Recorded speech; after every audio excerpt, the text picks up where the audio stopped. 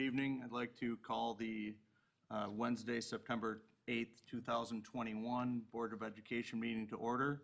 Can we have a roll call, please, Mrs. Larson? Yes, Mr. Sprague. Here. Mrs. Witkowski. Here. Mrs. Sapersky. Here. Dr. Khan. Here. Dr. Beer. Here. And Mr. Alexandrovich is excused. Thank you. Can we stand for the Pledge of Allegiance, please? I pledge allegiance To the flag of the United States of America and to the republic for which it stands, one nation, under God, indivisible, with liberty and justice for all.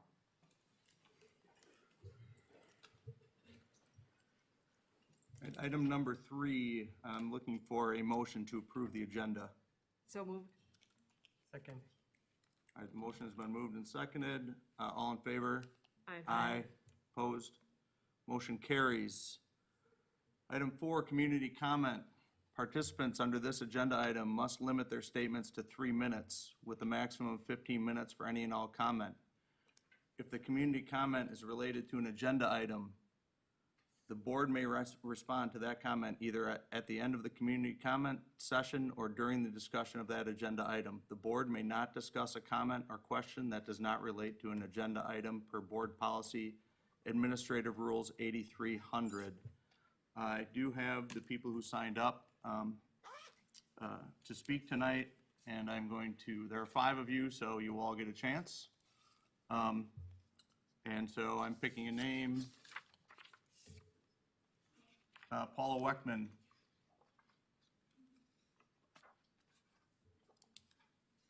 Thank you. Good evening. This is pertaining to an agenda item for summer school. I come here tonight to speak about perhaps the school board and Dr. Moe to consider offering a summer course or class or workshop concentrating on college essay writing or common application and or college financial aid.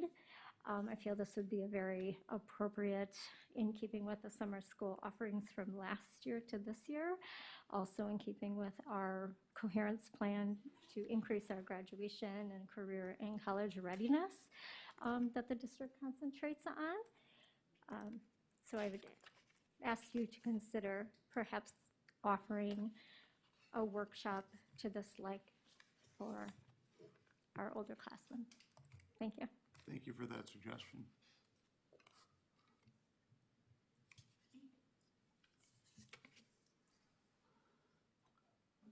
Amna Azagovich. Good evening, everyone. My name is Amna Ojegovich, 8140 South 116th Street, Franklin, Wisconsin. I'm here speaking as a Franklin resident, taxpayer, and a parent of 2 children enrolled in the district. As a parent, I reached out to all of you many times. I would like to know if you do not want parents engaged into district to make us aware of this fact. As a school board, I'm sure you are aware of the term equity. You know we are all different, and you should know that not everyone will agree with you. I think I happen to be the one who disagrees with you, therefore I have been treated with such disrespect. My kids have been home 2 days in a row because of the safety concern. My daughter was exposed to peanuts, which she is deadly allergic to. In 2 days, I have not received a plan, guidance, reassurance, compassion, understanding, and not even a phone call on how to proceed on this matter. My official complaint was responded with giving me a lesson on how to treat Franklin Public School staff. They were treated with respect from me. I asked why was my daughter exposed to peanuts, which I got response, I was not in the lunchroom. Peanuts can kill my child. I need to know why was this done? Why did this happen? I'm not going to apologize for standing up for my children. I will do everything to protect my children and to keep them safe. You go home, look yourself in the mirror, and please ask yourself, why are you offended with this mother's love for her children? Because I love and care about them more than you ever will. You have put my kids through so much pain. I want you to go home and think about this, what I just told you. Thank you. Thank you. Michelle Winkie.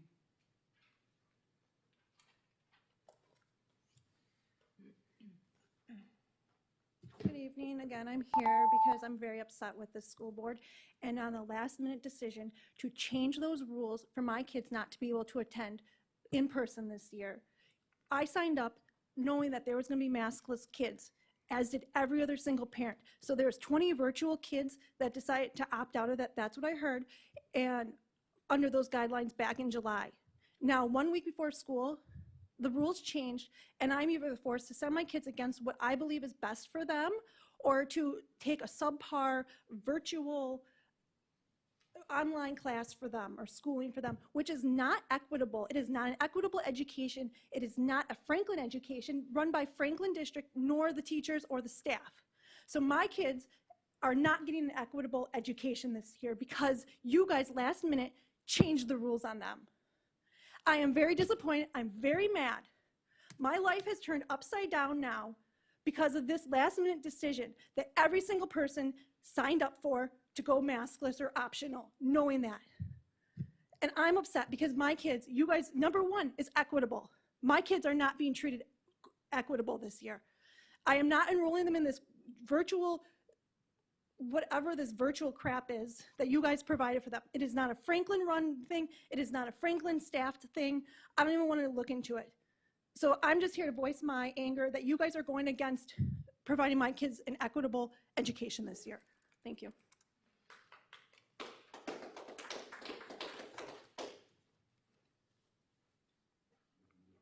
Emily My kids are not going into Franklin with the masks this year. I stood to my guts, so they are not Franklin Emily Furtada. kids. That makes me hungry. I'm Fertitta. Sorry. No, it's I'm okay. very sorry. It's yummy omelet dish. I'm Emily Fertitta. I live on South 77th Street. I mainly wanted to speak to you all as you're our government, and you're the closest government that we have, especially for us as parents. I felt like you abdicated your role as our government when you allowed a medical board, an advisory board, to speak at length. They're unelected and they were treated like officials. They aren't officials. You let them run that meeting, and then you started from their point of view in order to allow, whatever bartering happened in front of us. Well, give or take, Alan, give or take 8th graders. What are we going to do here? No. How about we're going to do, let's leave the vaccinated people out or whatever. When you started from their point of view, as opposed to what all of us thought that we were signed up for as a Franklin community, which was to be optional, allow parents to make the decision, you abdicated your role as our government. And we didn't vote for them. We voted for you. You really let us down. I'm not the kind of person to go crazy about things like anything, actually. I'm just kind of a mellow person, but I believe in this small government, in the government that's close to me. You're the closest thing we got, and you're, you and my governor. You're the people that matter, and you really did let us down. I know that you think that you were making the right decision, but I've gone back into the recesses of my brain, and I've tried to search myself for understanding for what happened. And I ended up going online, trying to understand the demographics of Franklin, who you're speaking for. If you go on the New York Times website, you can do this thing called You're Not in a Bubble. It's an exercise. You type in your zip code, and it tells you the last 20 years of how your zip code is voted. And a lot of people live in bubbles nowadays. Milwaukee County is a bubble of blue. Waukesha tends to be a bubble of red. We know this. Well, Franklin's not a bubble. We're really not. We're 60-40. We're 60% conservative, 40% liberal. And the line is getting closer and closer, and I can feel the culture war happening. I know my time is about to come to an end, but you guys are on the front line of a culture war, and it's going to get really ugly. I don't think you realize that. We're talking past each other. It's not about masks. Some people really feel like you are on the front end of tyranny. There are people who are worried about the future of their children, and they were happy to step their children away from your guys' purview. And that's a terrible situation to be in, not to trust your neighbor or your school board. I took my children out of school here because I do not trust the future of this district. I do not trust the books that you guys have in your library. I don't trust the 4 to 3. You guys have done the wrong thing, and we're all sleeping. Thank you. Adam Wittenberg.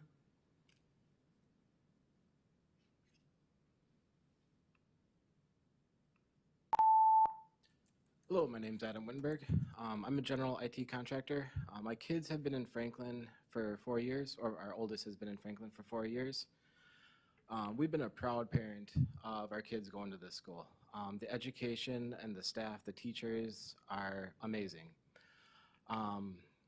And I was going to come here with a whole bunch of documents with scientific findings and proof and peer-reviewed studies. But based on what I saw at the last board meeting, it was extremely disappointing. I was hurt as a parent.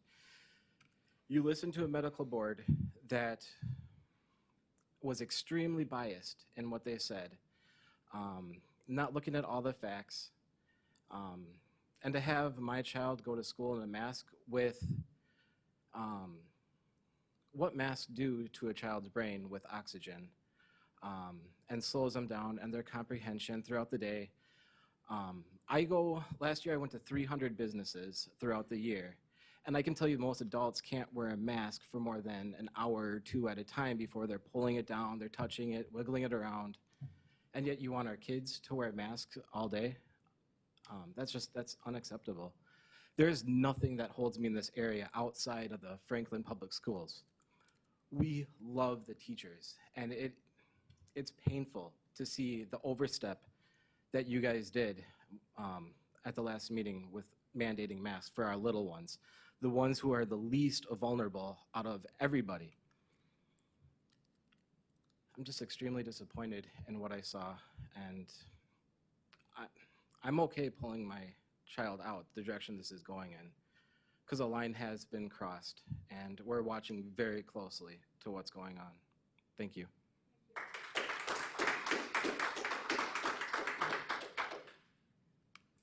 Does anybody else have a community comment? We have a few minutes left.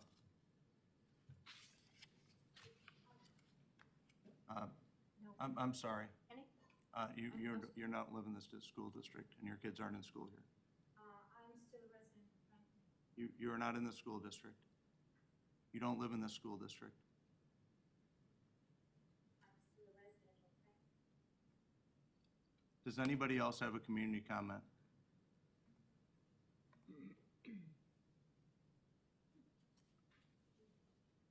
Hello, we'll be brief since we just added on. We're the Pandays on 9848 Westbury Raceway. And we wanted to just describe our experiences with the virtual sessions that we were now using, because we didn't expect to use virtual. Now that we're using it, we wanted to just let you know of the level of readiness that we have received from the class. So I think we were notified that the option that we'd have to use would be virtual. And because we wanted to not have masks, so we went that route. And what we have found out so far is that the session started. Sorry. I'm sorry. She started the timer. Okay. I'm sorry. Go ahead. Okay. So the session started. We were told that we were 15 days behind because the virtual school had started 15 days ago. So now we're playing catch up. We started on Thursday, and we've been going nonstop every day, including Labor Day weekend. Making sure that we get caught up. We're on day 7 now, I think. We're on day 7. You guys are on day 4 of school. We're on day 7. We've done it on Labor Day every single day. My son has done school. And the class is on, and the class is at day 15? The live class is on day 15, so we were notified. This is where you are. Don't panic. All right, I'm not going to panic. I'm way behind my son. We can't join a live class because we are so far behind. I don't know that we can ever catch up. So I guess, what I wanted to indicate is that's the planning that took place, and that's where we are. So my assumption right now is that we're going to be like the rest of the parents and going to vote with our feet, because if you aren't going to change, we will. Thank you.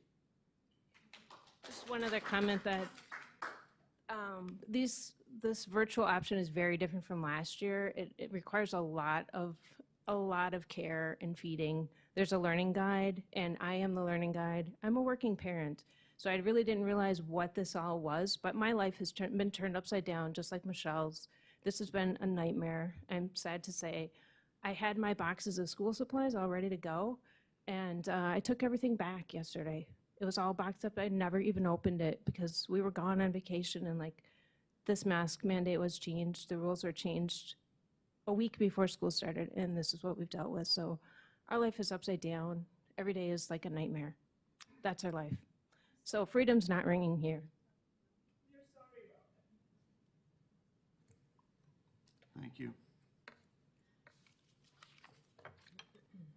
All right, that will conclude community comment for this evening.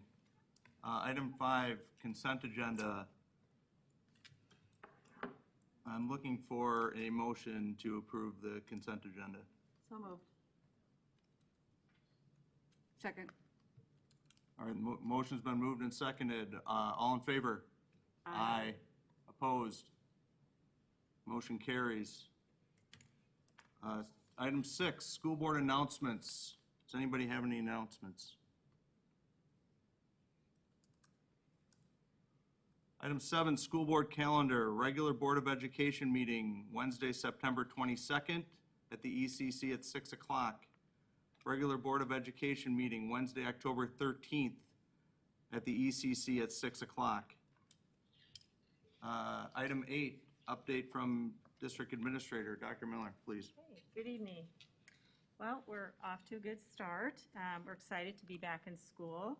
We're enjoying both the indoor and outdoor weather as school began this year. The transition days are really very successful in helping our teachers get to know our students better. And they're also very helpful to the children who were involved in virtual learning last year, and our new students and our freshmen. As we started the year, we were experiencing some of the same issues with, as other employers, with finding some of our employees. We're still hiring some positions, primarily our support staff. We're looking for some individuals who'd like to work in our food service department or perhaps work as educational assistants with our students with disabilities. I'm pleased to announce that we've been awarded a mental health grant from the state, which provides us more resources for our mental health services to students. Through this 2-year grant, we'll focus on reducing the number of students experiencing significant anxiety, as well as increasing the number of students who feel they can access emotional help when it's needed. And then finally, tonight, you'll be seeing more of the district's coherence plan refresh. The plan is designed to ensure that we are setting rigorous goals to improve achievement, our work environment, and our community engagement. So that would conclude my report. Thank you, Dr. Miller. Item 9, reports, presentations, other school board business. Summer school report, Dr. Moe and Ms. Sundstrom, please. Ms. Sundstrom will join us at the table tonight. Great, thank you. Hi. Thank you. I know you all had a chance to review this, so we aren't going to take too much time. I'll let Ms. Sundstrom go over the highlights, but really this time is for question and answer. If after reviewing that report you had questions or you needed things clarified for summer school.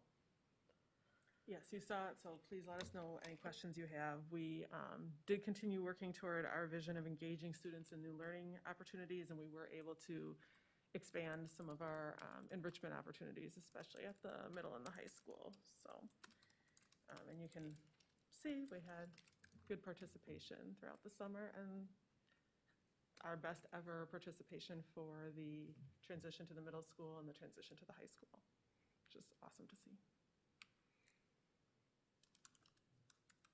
All right, does anybody have any questions?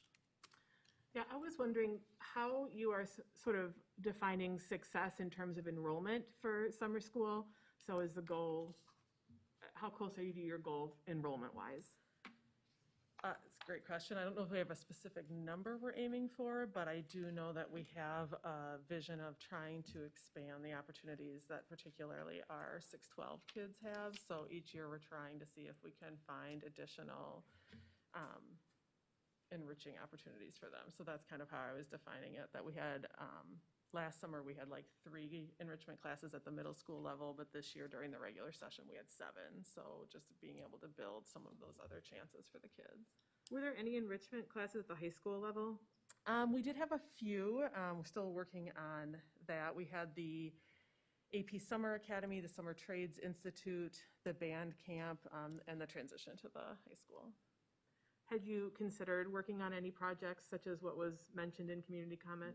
We actually, yes, we're constantly looking for those things. We had put an option of AP writing, which I guess is a little bit different than that. We just didn't have initial staffing for it.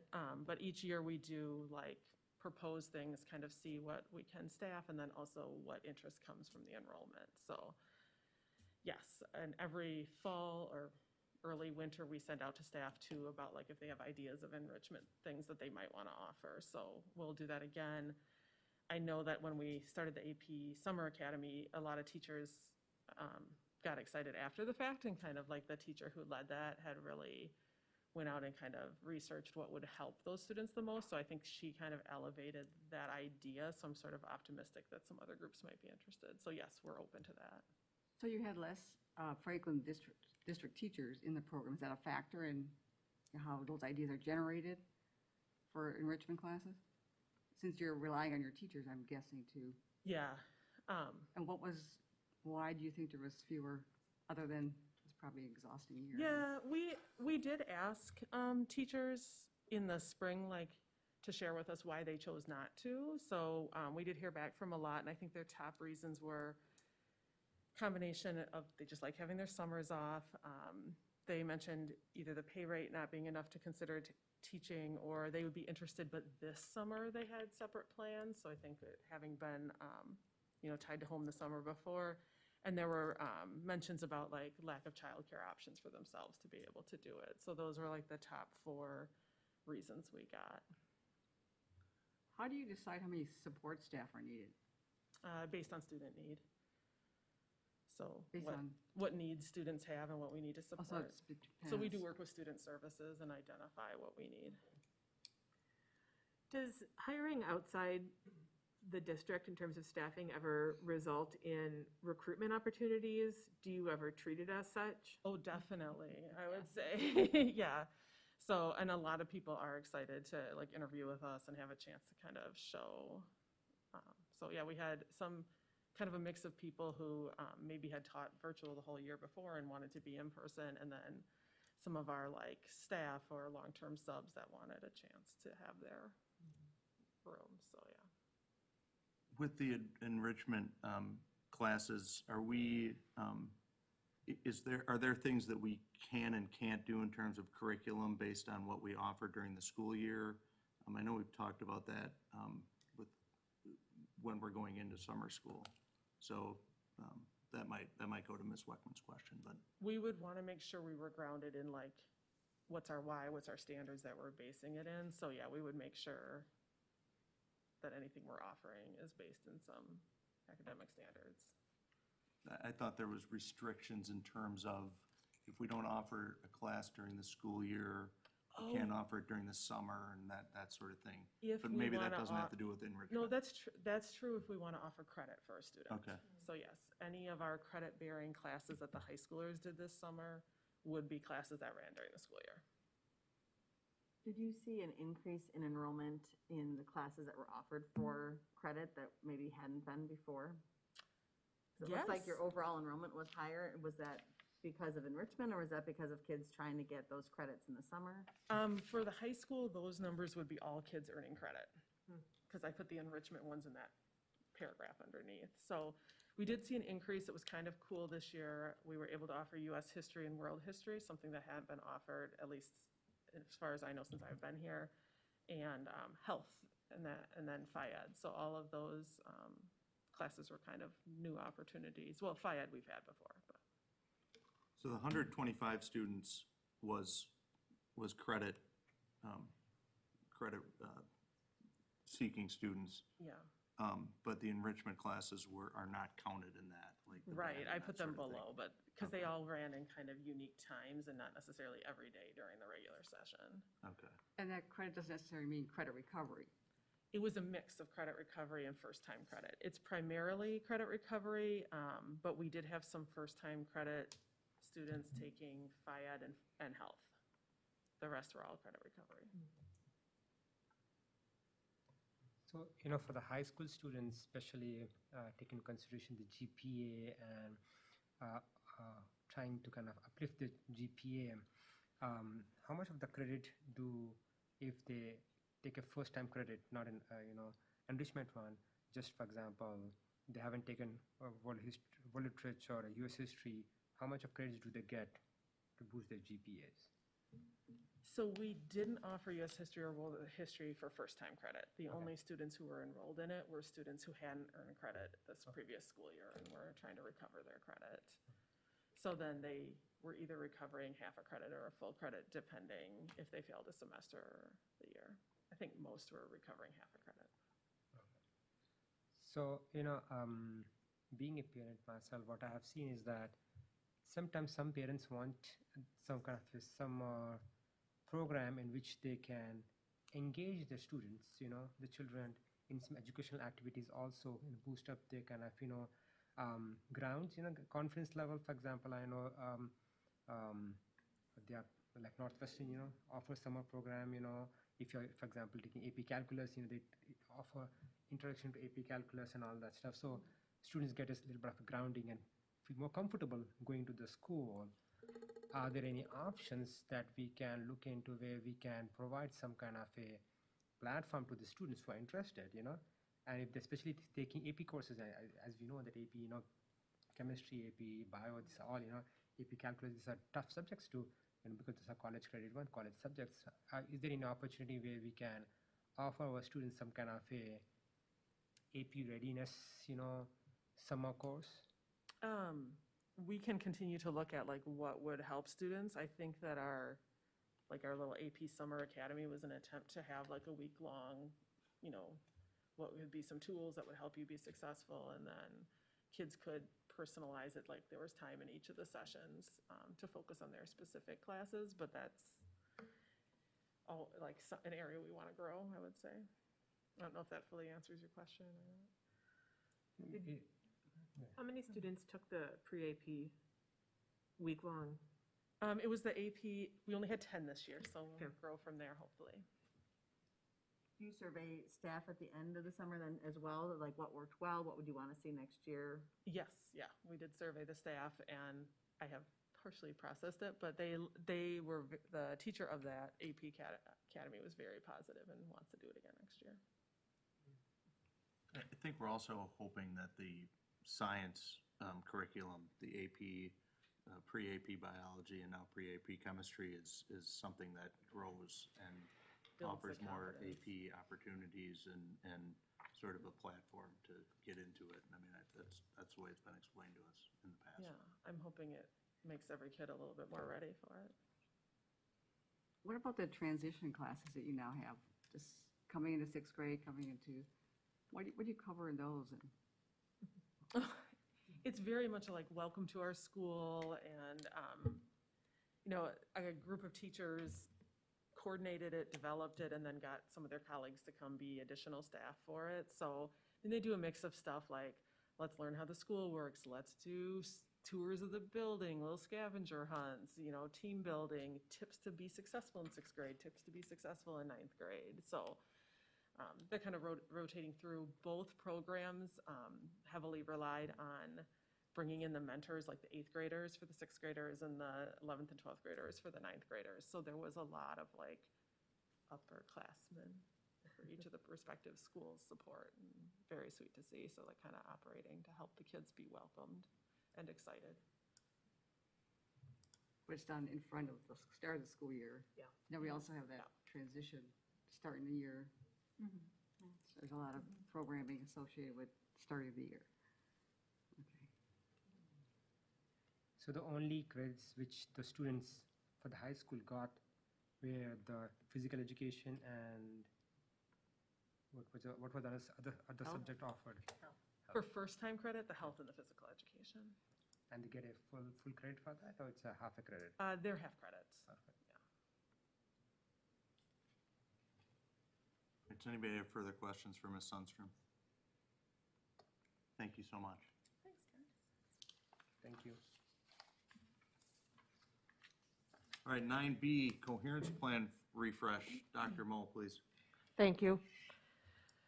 Kind of have two goals today. One would be to close out our old coherence plan or our former coherence plan. So usually that comes in the form of an annual report. This will be kind of a 3-year report, big picture look back at the last 3 years.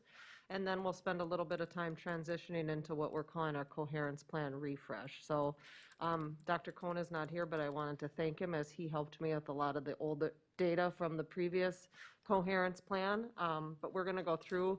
It is the same thing. Many of the slides here, there's not many that you saw in the report that was sent on Friday. So there's nothing new here that wasn't already shared with you. So the three in the what we are calling, I guess, the original coherence plan, better place to learn, better place to work, part of a better community. There were goals set around each of those areas, if you remember. So we had 3-year goals. I just wanted to highlight around the better place to learn, better place to work, part of a better community. So you can just say big picture, how did that plan start and how did we close out? So when we're looking at better place to learn, one thing I wanted you to note about goal 1, which was student engagement, it started with Gallup poll and then we switched to Qualtrics. So you'll see that the first year that the data was collected looks different than the second and third year. But students, it was surveyed grades 5 through 12 have been well above that goal of 57%. So you can see the goal there on the left and the results there on the right when you're reading that chart. And this is the same that is on page 6 of your packet, if you're following along. So this is not a different chart than what you're seeing. It's just kind of highlighting. You can see that second goal there had to working through student achievement. And you can see on the right-hand side, I don't know if you remember right, but we had testing. Then in 2020, we didn't have testing. And then the 2021, when I say testing, I mean state testing, forward exam. Then for 2021, that data is still embargoed. So that won't be able to be released, I'm guessing November. So when those school report cards come out, October, November is usually when they lift the embargo on that data. So unfortunately for that goal, you can see we have the 2019 well on track for grade 12, college and career readiness. Hard to tell if grade 8 and grade 5 are on track from that data because we're missing the 2020 data and we cannot release the 2021 data. So I did put a note to myself when I review again in December, we'll go through and revisit this goal so you have the 3-year data. Pending something unexpected at the state, I can't imagine the embargo would not be lifted by December, and that's the next time I'm scheduled to come back and report to the board. So that's why you see that YTBD yet to be determined, because it's embargoed. So we have data there, but it can't be released. Our second kind of area, better place to work, we were looking at employee engagement. Again here, you'll see the switch from using an outside survey to using Qualtrics. So it went from being measured the first year on a 5-point scale to measured with the percent of engaged staff. So what you see here is the 1920 data, the percent of engaged staff as used by that Qualtrics survey that's given to teachers, all staff actually, I shouldn't just say teachers, all staff. Goal number 2, the first year of data was so far above the benchmark that goal was retired. So that it was asking looking at a certain question where employees answered agree and strongly agree about core values. And the results for that, even upon the first year it was given off of baseline, were well above where it needed to be. So that goal was retired. Kind of the third place the original coherence plan looked at was part of a better community. You can see here the first goal works around the number of businesses that we have community partnerships with, and then the percent of those partners that return to us for additional years. So not only the number, but of that number, how many of them keep coming back to us. And you can see we did not start out meeting the goal in 19 or 20 completely, but by 2021, we did meet that goal of over 200 partnerships, and the bulk of them, so over 98% of them, returning to us. So that was very good news in terms of community partnerships. The high school's been integral in working with some of that and having individuals reach out. The other one would be community pride. So if you remember, you probably have seen as board members and or parents the community pride survey. that has gone out. That is another area that we have done well above our benchmark to be in. Again, it was administered that first year. We have not administered it the last 2 years because it was well over the benchmark the first year that it was surveyed. So that is the data that you see there. I'm going to pause. So that's kind of the first half, right? The first half was where were we the past 3 years? And now if nobody has specific. I have questions. Yep, go for it. I'm just wondering, on principle, given that we really don't have any data on student achievement, should we be using more than one data set to sort of indicate our success or lack of success in those areas? It seems. I'm glad you asked that. So the refresh has that for that reason. Okay, good. So we're moving towards, for that exact same reason, you hit, I think, the first bullet point I have listed, because nobody saw COVID coming, but the way the coherence plan was written, we could not gather the data, the measurement data. And then on principle, I just don't love the idea of retiring goals. Okay. I don't know. Like, continue to state that we're meeting the goal as opposed to just not keeping it there. I don't know if any of you have thoughts on that, but. Nope. I mean, I'm the only it's one good. I don't about mind it. seeing it. I mean, I think it's, yeah, it does seem kind of odd that we wouldn't. Sort show of demonstrate that it's was reached. consistently reached, as opposed to a one-time flash in the pan. That it, yeah, it continues to be Sustained. important. Yeah. And, just because we meet it 1 year doesn't mean that we would necessarily meet it another year. And then back to goal 2 and your comment about, the test not being available. But I think we have a broader look at, our measurement is broader than just one test. It's a career and college-ready combination of things. I mean, I don't have it here, but there was a whole. Right, so in the annual assessment report, that's where you see that. But this coherence plan had a very specific goal and a specific measure for that goal. And as you'll hear Dr. Moe explain, the new plan has a lot more measures versus what we had in this original plan. Keep in mind, we didn't have a plan for 10 years, and we did our best, 4 years ago to try to put a plan together and think about what measures would work and how we'd look in 3 years. So, but absolutely, we look at various measures, and those are in that assessment report. There's far more detail about the varied assessments, and you'll see more of them in the refresh. I do recall there were things like, how many kids had a work experience. There Yep. were other Yep. factors. Oh, they're all going to be in there? Okay, then I'll just.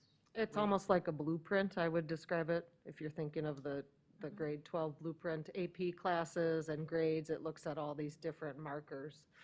It just so happens, right, wrong, or otherwise, at first stab, this goal was written specifically around forward exam, and that turned out to be the one thing we're now missing data for due to COVID. Okay.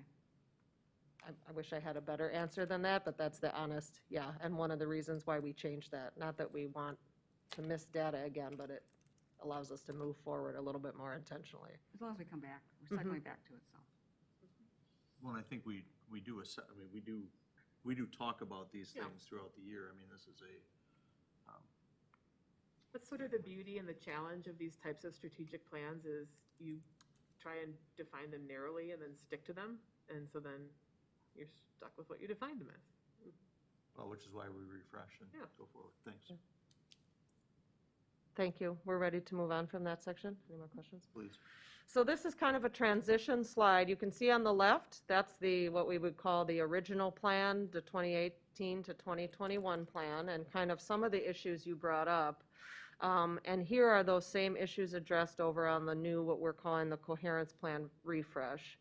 So it's important to note some things purposely have not changed. Mission, vision, beliefs, core values, those have not changed. Those are the same on the original plan as you'll see on the refresh. So our work and our focus is not changing. It still is looking at better place to learn, better place to work, part of a better community. So that has not changed. That's still the focus of where we're going moving forward. What has changed, instead of having these separate siloed single goals and strategy, you'll see that in the new coherence plan, they're all integrated. So less segmenting and siloing of goals, and you'll see when I go through, the goal was to have the work be more integrated. To your point, goals often utilize a single metric. On the refresh, there's multiple metrics listed for each goal, and kind of a red, yellow, green format where principals can use those guidelines to track their school improvement planning. Are they on track to get where they need to be? And the other thing is just simplifying the language. I think working with Dr. Cohn on this, the first coherence plan had 18 strategies, which is entirely too confusing and too wordy to track. The goal would be with the refresh is that we limit those strategies to fewer high leverage strategies that can be implemented many different places instead of having a long running list under multiple goals. So you'll see that look different. In case you haven't noticed already, right, these are the graphics that we use to represent our core values, and if you haven't seen yet, they are the exact same core values, but the first thing that we refreshed, for lack of a better word, is how those look. So you'll see that the equity core value now has some more color in it. That first one, it used to be just blue and white, and that last one used to have an apple. And people gave feedback that well-being was more than just nutrition, that they wanted it to encompass other parts of well-being, social emotional learning, and a lot of the other things that we do. So if you start to see this, these are the same core values. You just may notice that the graphics are different. So I just wanted to highlight that. So when we talk about this refresh, remember I said mission, vision stays the same. That's the exact same. Core values stay the same. Along the left, you'll see there, except they have newer graphics. Some of them, excuse me, are brightened up a little bit on the left. So those core values have not changed. We are still committed to equity, personal growth, innovation, stewardship, and well-being. So that is unchanged from the last plan.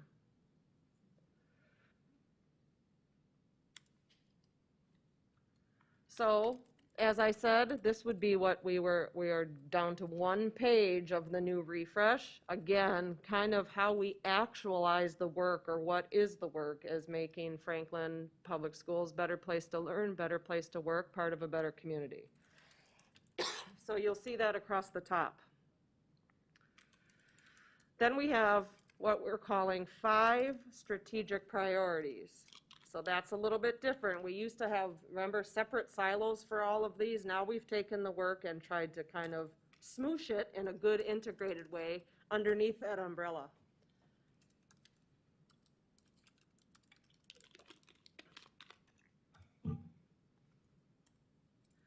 So that first strategic priority, or what we're committed to, is student growth and achievement. I don't think that should surprise anybody in a school district. Closing gaps. We know that Franklin Public Schools does really well and gets great results, but that is not equal for, excuse me, equal for all kids.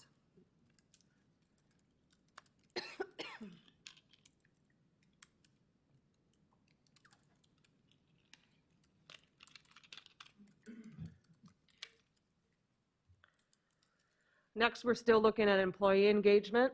So that should be across the board. That goes for principals, teachers, staff, food service, right? Really looking at that piece. Can you take a moment? Yeah, thank you. Thank you, Jim.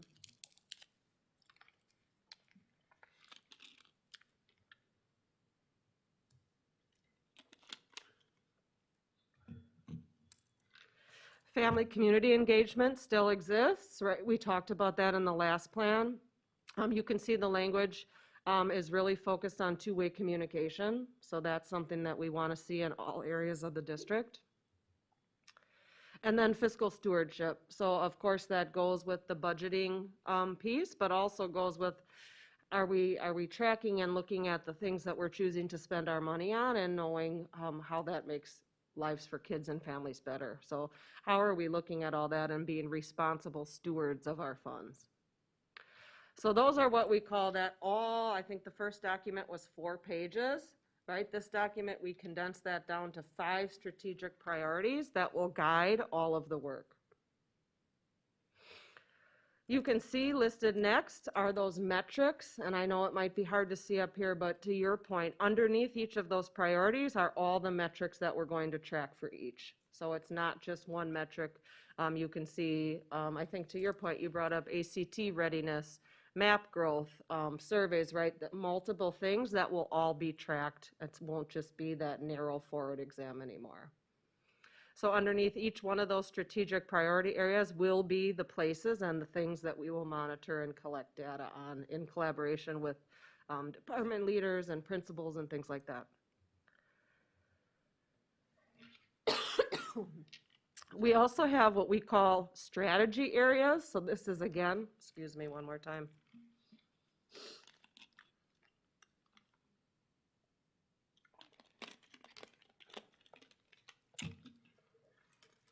Trying to narrow down the work in all of those strategic areas to the things that we're going to do. What is the stuff? And there's three kind of buckets that we lump those things under. I want to remind you that this is a 3-year plan. So what we're doing each one of those 3 years might look a little bit different. We're getting into that in December. So this is the 3-year overview. Each one of those years will focus on using evidence-based teaching and learning. So that has to do all our professional development work, doing research-based practices for kids, continuing to do work around that. Fostering high-performing teams. You've probably heard principals talk about PLCs, or professional learning communities.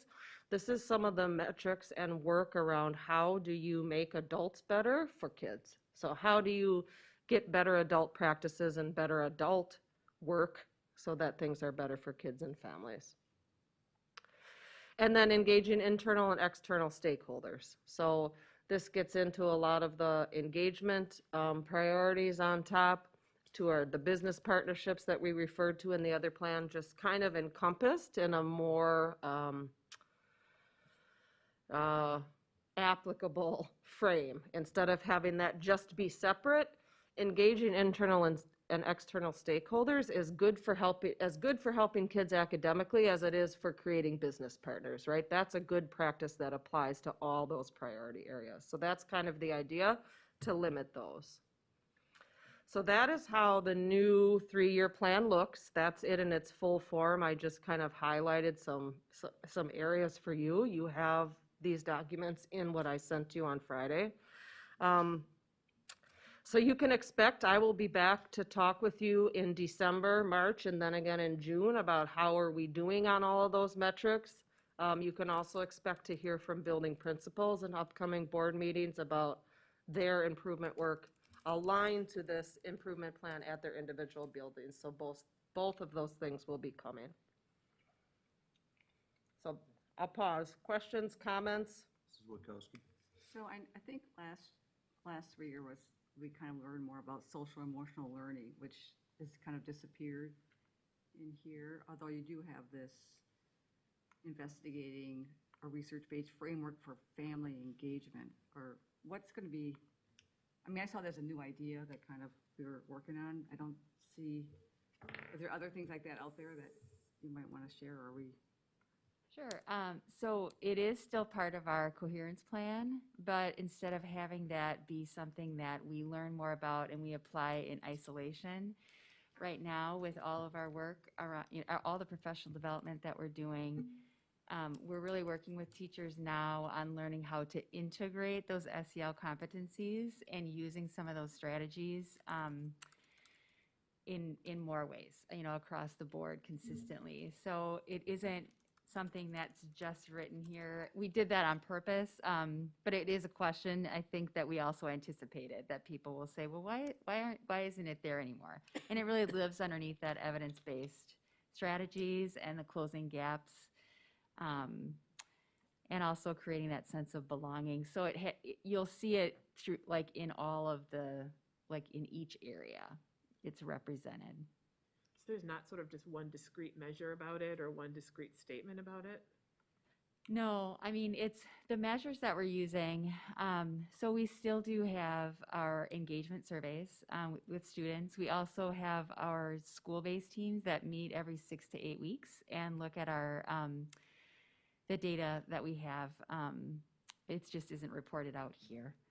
So, and then with the mental health grant, that also will help us really learn more about what tools to use in terms of identifying needs when it comes to SEL, and better proactive strategies and systems, as well as ways to respond. So it's still very much a priority. It just isn't as explicit as it was in that last plan. And can you maybe describe the 10 mind frame strategies? I don't know if everybody, what that means. Sure.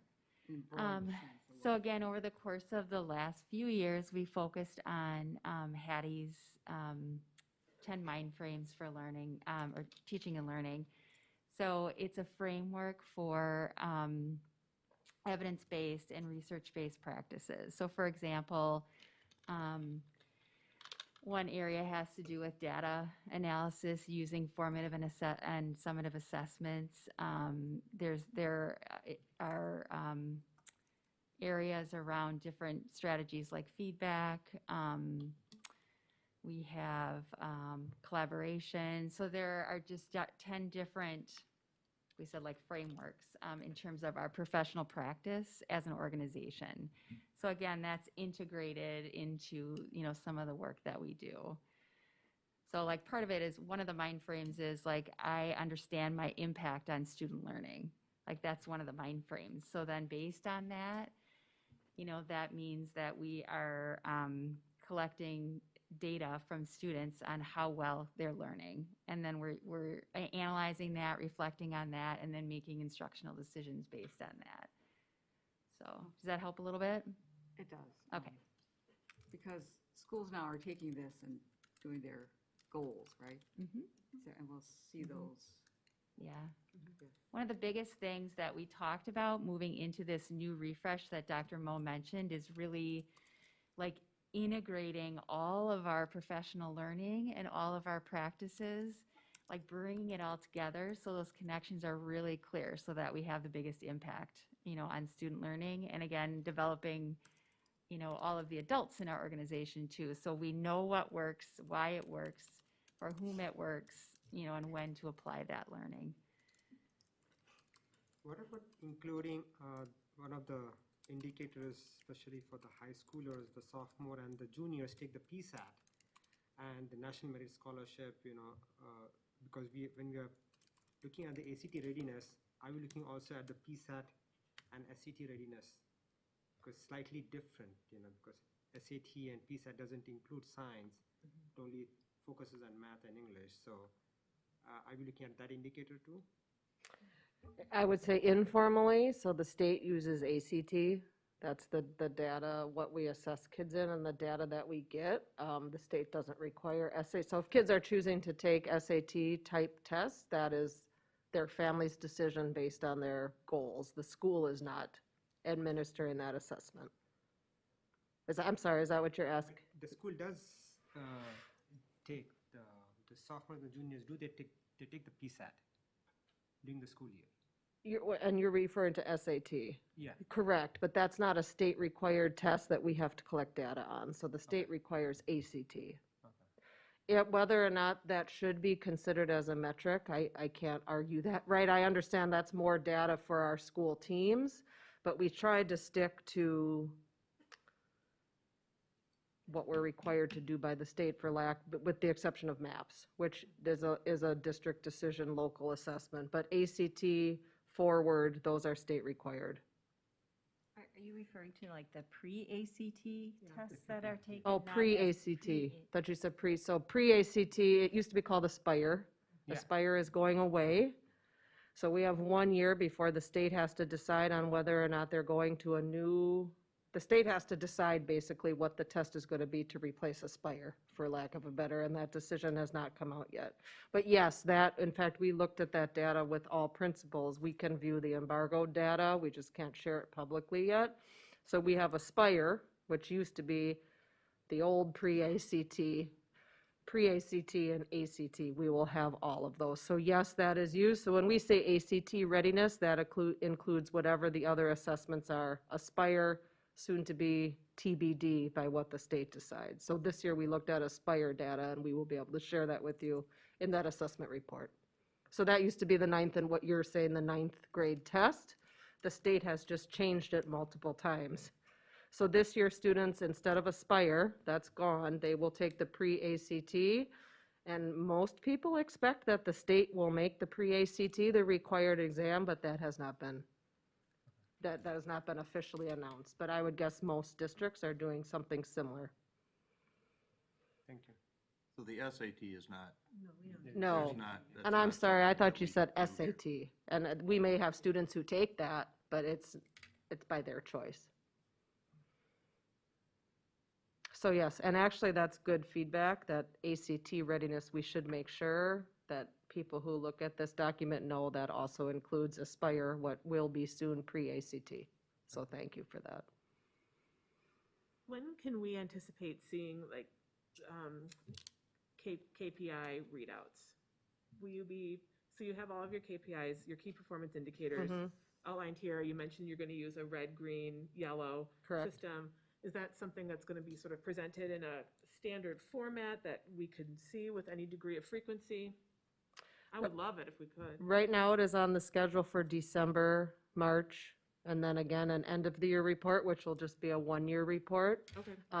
And nestled in between those benchmarks will be the principals sharing their school-based plan. Okay. So you'll get a glimpse at the school level and then the big overview glimpse December, March, June. And you would do that as the liaison for your school. When you meet with the principal, they'll have a kind of a format to report to you on their school improvement plan and where they're at, and then you can bring that back to the board as a report to the full Okay. board.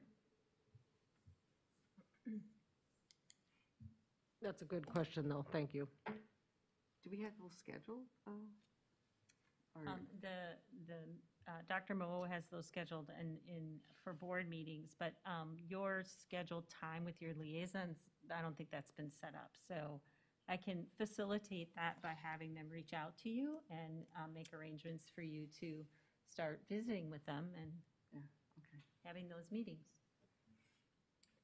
Is that your question? That was my question, yeah. Okay. So that we're not dropping the ball on our end, yeah.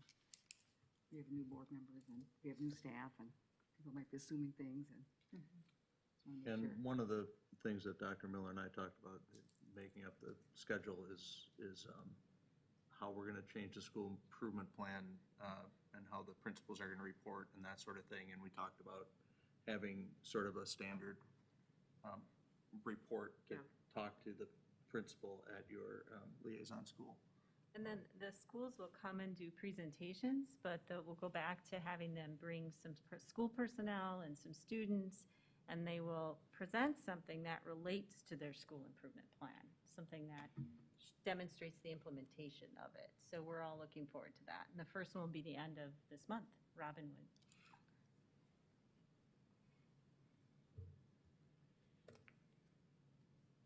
Does anybody else have any questions?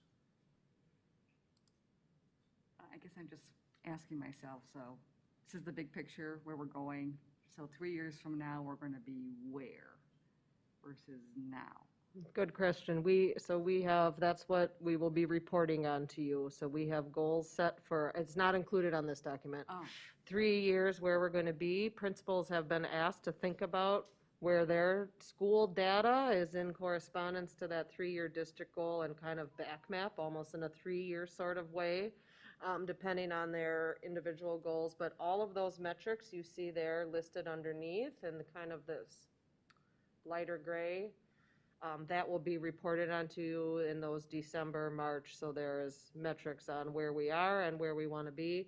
Big picture, we want to grow, right? If you're in red, you want to move to yellow. If you're in yellow, you want to move to green. So you need to be moving up. The goal would be you're in green for everything at the end of 3 years, but at the very least, that your data is going and you have 3 years to progress up and meet those goals. Does that make sense? So we're starting with yellow then and going to green? It's all different. So these metrics are all different for the district, right? People look, and each school looks a little bit different. We have some schools that are already meeting the district benchmark in language arts, for instance, so they're in the green. And maybe they're in the yellow or even the red for math in some instances. Some student groups were closing gaps for quickly, other student groups were not. So right now, it would look like a mosaic all over the place on where people are, with the idea that everybody shifts up to green at the end of 3 years. Thank you. Good question. Thank you. Anybody else? Thank you, Dr. Moe. Item 10, school board liaison reports. A, personnel and policy, policy 3301, fund balance. This is an action item. Dr. Khan, please. So today we'll be reviewing policy 3301. It's the policy about the fund balance, the specific definition of what fund balance is, specific to each. For example, what is a general fund, what is a debt service fund, what is a food service fund. So there are definitions specifically, and this policy entails how we can utilize these funds, for what we can utilize these funds, what is the goals and objectives as such of this fund balances which we have. And as per our recent discussion, when we had the budget discussion, we had, about the community fund, for example. So looking at the policy, the only question which I had, and I discussed with Mr. Milzer about, there's a line in the policy there which says that the following the administrative rules and are not school board policy. Administrative rules are subject to change without board approval. This does not mean that the policy will be changed without approval of the board. Like, for example, if for example, if you are defining the change of an expenditure to something else, it will still come to the board as such. So that is there. Am I right, Mr. Milzer, to understanding that this policy is there, but if there are any changes to the fund balance, the way we want to treat it, for example, it will still come back to the school board for up to discussion. If we were going to change anything in the administrative rules, like our definition of non-spendable or committed or assigned, and change that to something else, we would bring that back to the board.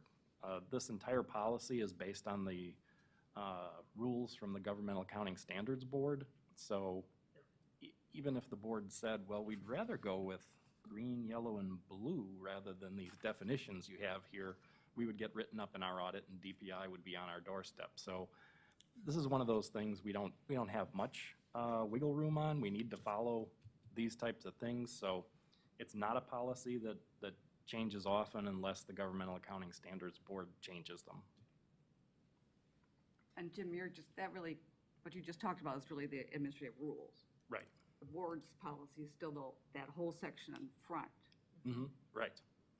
And I just would like to say that in that policy, under Recreation and Community Education Fund, it states that we are using that fund balance for accumulate funds for the enhancement of the program through additions to building projects, renovations, or equipment purchases. And I do not see written there that we would be building any separate buildings for recreation, based on what I'm reading right here. And I'm happy with that. So we're not changing it. So I think that that's clear, that we would not be building anything, even though I've heard of buildings that we talked about. As the policy's written, it doesn't state that specifically, but that's an item that will come before the board this fall for a discussion. But our policy says we're not using fund balance to build recreational buildings. We can add equipment, we can renovate a building, but we're not accumulating it to do a separate building. Right, but if the board decides they would like to accumulate funds for a separate building, the board would direct us to change this language. So as a And we're not doing that right now. We're keeping it the same. Yes. Okay. Yes. I want to be clear about that. Our current policy is that we're not accumulating funds for a new building. We're not going to be building any buildings without board approval. Or I'm accumulating talking- funds for such. I mean, we won't do that. There's no way We are we can do accumulating that. funds right now. And the question is, what's the purpose of that accumulation? at this point, it's for equipment purchases, additions, but not separate buildings devoted to recreation. Yes, and I think that our adjustment to the line item in the budget accurately reflects those goals and priorities, don't you, Linda? Yes, I do, but I'm just, Do we need to look at anything in the fund balance or this policy as it relates to being self-insured now rather than rather than the past? No, the categories are all the same. Okay. We use the same standard categories, so that's part of our general fund, and it wouldn't need to be spelled out. would we always have it as part of our general fund? Should it be a separate fund? No. DPI specifically states it needs to be in Fund 10. That was a question I asked because I wanted to create a separate fund. I thought it would be a lot easier. DPI doesn't necessarily care. I would, It would work so much better if it was a separate Agree. fund, but they won't allow us to do it. They have a written procedure on how we have to do it. It's not good, but it's what every district uses. And I had the discussion with them, and they were not interested in changing it. but I'm wondering, as more districts are going to self-funding, that they would change their ways. I mean, change can happen, right? I would hope so. The Department of Public Instruction has held to this. I don't think it's a big item for them, but I would like to see it changed, and I did make that point to them. And there is a statewide business association of school leaders that could exert some influence perhaps, or? We that'd could be- try, sure. Okay, all right, thank you. Does anybody has any other questions regarding fund? So I'd like to bring a motion to approve this revision of the policy as it is, without any change. Second. Great, motion's been made and seconded. All in favor? Aye. Aye. Opposed? Motion carries. Board liaison reports. Any board liaison reports? I do plan to go to the open house tomorrow at the high school, so. And there is a meeting, SWSA meeting scheduled for next week also. I think the 14th. So that's all future stuff, but I'm working on it. I was at a meeting at CISA 1 a couple of weeks ago. It was nice to be in person again. We did have one meeting in person last year, but this was only my second time at that office. The meetings are quite efficient, but please look at CISA 1 and find out about it if you'd like on their website. It is quite a wonderful group of people, and they do a lot for education in our area. So, at any rate, I was at that meeting a couple of weeks ago. Any other board liaison reports?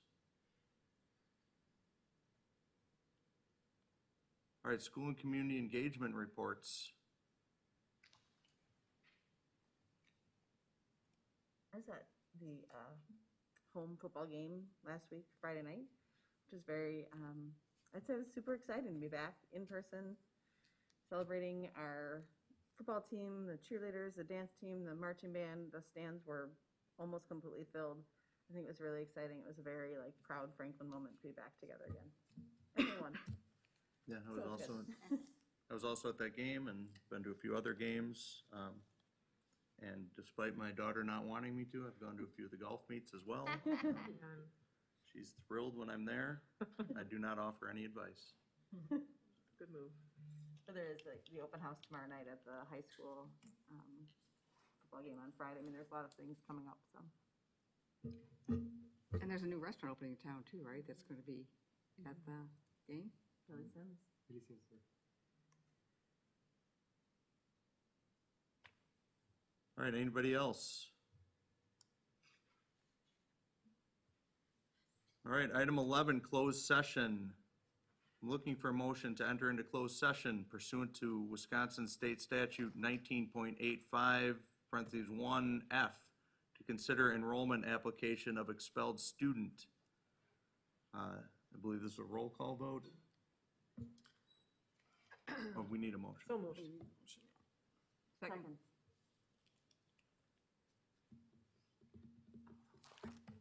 Mrs. Larson.